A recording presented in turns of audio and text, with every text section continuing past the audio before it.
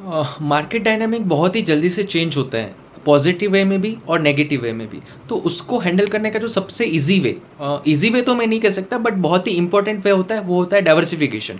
आपका पोर्टफोलियो हमेशा डाइवर्सिफाइड होना चाहिए। अगर हम कुछ एग्जांपल देखें तो अगर 2020 में देखें तो कोविड में जो ये आईटी स्टॉक्स थे वो बहुत ही ज़्यादा हॉट स्टॉक्स थे, बिकॉज पूरी दुनिया क्लाउड पे शिफ्ट हो रही थी, तो आईटी स्टॉक्स की डिमांड बहुत ही ज़्यादा थी। एंड उसके बाद अगर हम देखें तो 2022 में तो आईटी स्टॉक्स का पता ही क्या हुआ। रीज़न कुछ भी हो सकते हैं, रीज़न अगर डिस्कस करेंगे तो वीडियो बहुत लंबा हो जाएगा।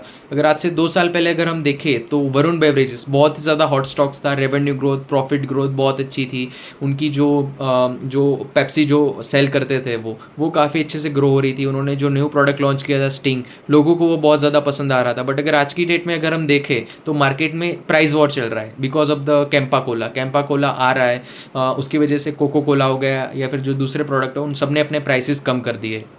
मार्जिन पे उनका इम्पैक्ट है। जो ग्रोथ पहले हम अज्यूम कर रहे थे वो ग्रोथ आज की डेट में मिलेगी नहीं। सेम थिंग अगर हम देखें जोमेटो के साथ, तो जोमेटो ने जब ब्लिंकिट को परचेस किया तो स्टॉक्स 50 रुपये के भी नीचे चला गया था। यानी कि लोगों को लग रहा था कि उन्होंने लॉस मेकिंग इन्वेस्टमेंट किया है, लेकिन आज की डेट में अगर हम देखें तो जोमेटो कहाँ से कहाँ पहुँच गया। सेम थिंग पेंट इंडस्ट्रीज़ के साथ, 5 साल पहले एशियन पेंट जो सबको मतलब क्या बोलते हैं, high ROE, high return on capital employed, profit growth, revenue growth, लेकिन 5 साल स्टॉक्स में कुछ ग्रोथ नहीं है बिकॉज जो न्यू कंपटीशन हाई एंड है। सो इन शॉर्ट कहने का मतलब ये है कि मार्केट डायनामिक बहुत ही जल्दी से चेंज होता है, तो आपका पोर्टफोलियो पूरा डाइवर्सिफाइड होना ज़रूरी है। स्पेसिफिकली अगर आप स्टॉक्स में इन्वेस्टमेंट कर रहे हो, अगर आपका स्टॉक्स का इन्वेस्टमेंट पूरे का पूरा 1 या 2 स्टॉक्स के अंदर इन्वेस्टमेंट किया हुआ है, तो वो आपका पोर्टफोलियो डाइवर्सिफाइड होना चाहिए 8 से 10 या एटलीस्ट 12 स्टॉक्स के अंदर। वो भी तब जब आप उस पोर्टफोलियो को टाइम टू टाइम रिव्यू कर पा रहे हो। अगर आपने 8 10 12 स्टॉक्स में इन्वेस्टमेंट भी किया हुआ, आपका पोर्टफोलियो डाइवर्सिफाइड है, लेकिन अगर आप उसको टाइम टू टाइम रिव्यू नहीं कर पा रहे हो ना, तो आपको स्टॉक्स में इन्वेस्टमेंट बहुत ही कम होना चाहिए। और जो दूसरे जो रेडीमेड फाइनेंशियल इन्वेस्टमेंट प्रोडक्ट्स होते हैं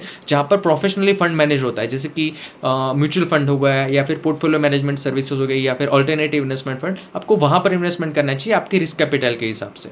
थैंक यू सो मच।